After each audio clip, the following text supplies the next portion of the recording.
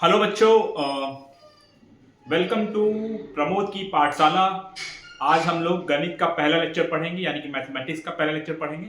तो जैसा कि मैंने बताया था कि हम लोग हिंदी के साथ साथ इंग्लिश में भी टर्म्स को सीखेंगे। जब मैंने फिजिक्स का पहला लेक्चर लिया था तो हम लोग हमेशा ही जब भी कोई टर्म आएगा तो इसको इंग्लिश में भी सीखेंगे, ताकि जब आप लोग 11th और 12th में जाएं तो आपको वो इंग्लिश समझने में परेशानी ना हो, या फिर जब आप ग्रेजुएशन में पढ़ रहे हो, जब किताबें नहीं मिल रही हो हिंदी में और आपको मजबूरन इंग्लिश में पढ़ना पड़ रहा हो, तब आपको कोई दिक्कत ना हो।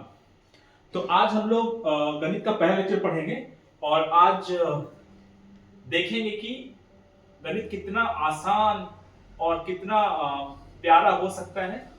तो सबसे पहले नंबर्स के बारे में पढ़ेंगे, नंबर सिस्टम से स्टार्ट करेंगे। तो संख्या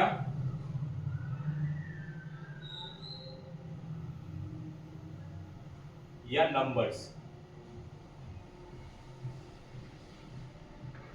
तो शुरुआत करते हैं। जब हम लोग पहले पढ़ रहे होते हैं तो जब हम लोग पहले से पढ़ रहे होते हैं क्लास नर्सरी, एलकेजी, यूकेजी 1 2 3 तक, तब हम लोग को बताया जाता है कि नंबर जो होते हैं वो 1 2 3 4 5 होते हैं।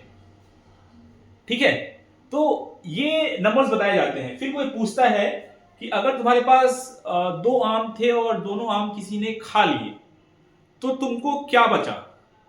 तो उस क्वेश्चन का जवाब देने के लिए हमें फिर एक ऐसे नंबर की जरूरत पड़ती है जो कि कहलाता है जीरो। तो जीरो से स्टार्ट करते हैं, यानी कि अगर दो आम थे और दोनों किसी ने खा लिए तो हमारे पास क्या बचा, जीरो आम, यानी कि शून्य आम। लेकिन फिर एक क्वेश्चन और आता है, अगला क्वेश्चन बढ़ता है कि जब मान लो कि आपके पास दो आम हैं और या दो सेब हैं, सेब से हम लोग एग्जाम्पल अच्छा समझते हैं, दो सेब हैं, दो एप्पल हैं, चार लोगों में बांटने हैं, तो आप कैसे बांटोगे।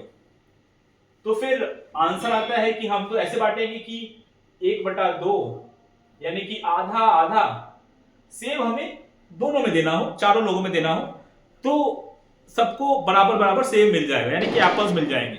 तो फिर ये कौन सा नंबर हुआ भाई, ये 1/2 तो हमने अभी तक पढ़ा ही नहीं था। तो फिर इसको कंप्लीट करने के लिए हम लोग कुछ नंबर्स ऐसे लेते हैं कि 0 1/2 1/1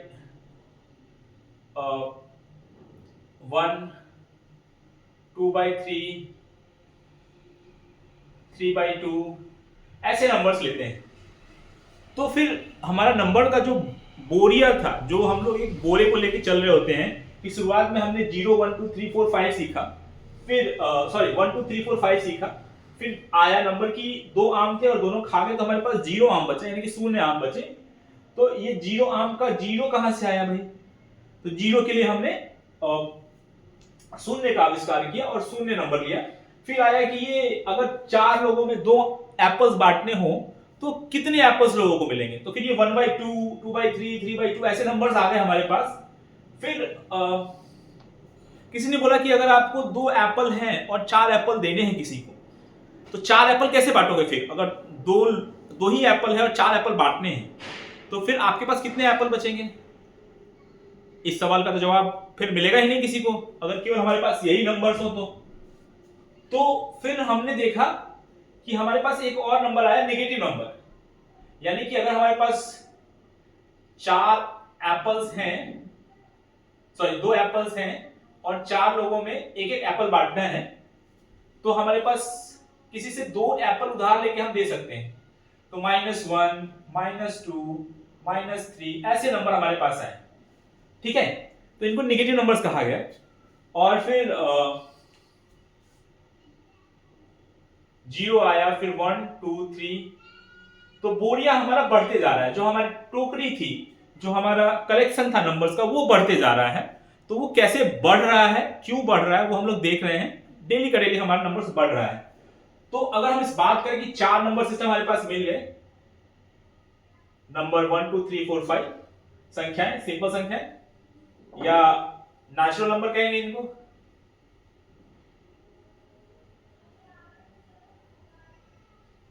नेचुरल नंबर, ये होल नंबर,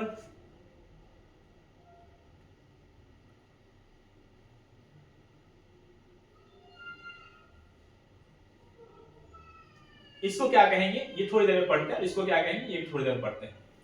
तो हमें नेचुरल नंबर मिल गए, होल नंबर मिल गए, फिर इसको हम लोग रैशनल नंबर कहेंगे, परिमेय संख्याएं कहेंगे। ठीक है, तो परिमेय संख्याएं क्या होती है उसके बारे में तो हमें पता ही नहीं था। 1/2 3/2 ये आ गया, इसको परिमेय संख्याएं क्यों कह रहे हैं, ये परिमेय क्या होता है, रैशनल क्या होता है, इरैशनल नंबर फिर आएंगे, फिर नेगेटिव नंबर्स भी आ गए। तो इन सब के बारे में हमें जब पता चलेगा कि कैसे नंबर्स बढ़ रहे हैं तो हम लोग पूरे के पूरे नंबर सिस्टम को समझ सकते हैं। होप आप लोगों को यहां तक समझ में आ गया हो। तो फिर हम लोग स्टार्ट करते हैं नंबर सिस्टम से या संख्याओं से। तो अभी तक आप लोगों ने नेचुरल नंबर पढ़ा था, नेचुरल नंबर,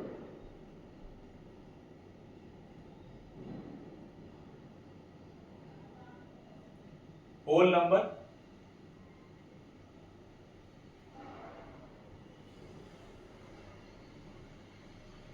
अब रैशनल नंबर पढ़ते हैं।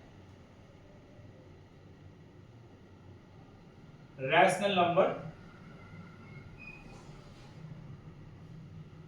या परिमेय संख्याएं, जो कि हमारे 10th के सिलेबस से स्टार्ट होता है, यहीं से परिमेय संख्याएं। ओके, तो हिंदी और इंग्लिश दोनों में पढ़ रहे हैं। परिमेय अगर हिंदी में बोलते हैं तो उसको रैशनल इंग्लिश में बोल सकते हैं। तो परिमेय संख्याएं होती हैं तो ऐसी नंबर्स जिनको p/q के रूप में, मतलब p/q, घबराने की बात नहीं है। p/q क्यों आया, p क्या होता है, q क्या होता है, p/q के रूप में व्यक्त किया जा सके उसको परिमेय संख्याएं बोलते हैं, जहां पे q नॉट इक्वल्स टू 0 हो।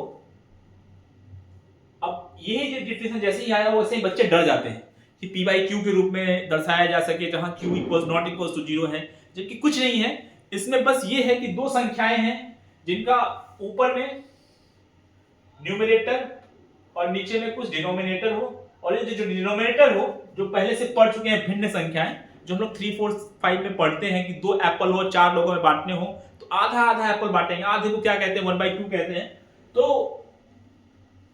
q नॉट इक्वल्स टू 0 यानी कि ये जो संख्या है, न्यूमरेटर के जगह 1 लिखा है हमने, डिनोमिनेटर की जगह 2 लिखा है, जो q हो वो नॉट इक्वल्स टू, यानी कि उसको 0 नहीं होना चाहिए। क्यों नहीं 0 होना चाहिए, वो आगे कक्षाओं में पढ़ेंगे हम। तो यहाँ पे 0 नहीं होना चाहिए, 0 से भाग नहीं लगना चाहिए। तो ऐसा इसलिए कहते हैं कि सोचो कि एक आपके पास केला है और उसको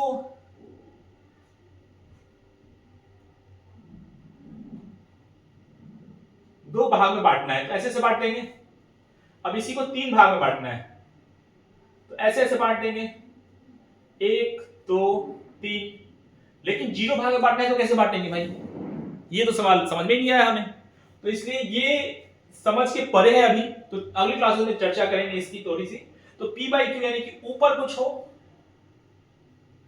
1 ऊपर हो, न्यूमरेटर कहते हैं उसको, या फिर हिंदी में अगर कहना चाहेंगे तो क्या कह सकते हैं वो बताइएगा मुझे कमेंट्स में।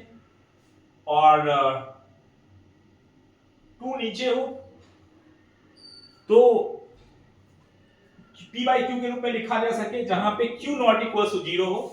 तो p हो गया आपका 1, q हो गया 2 और q हो गया नॉट इक्वल टू 0। तो ये एक परिमेय संख्या हो गई।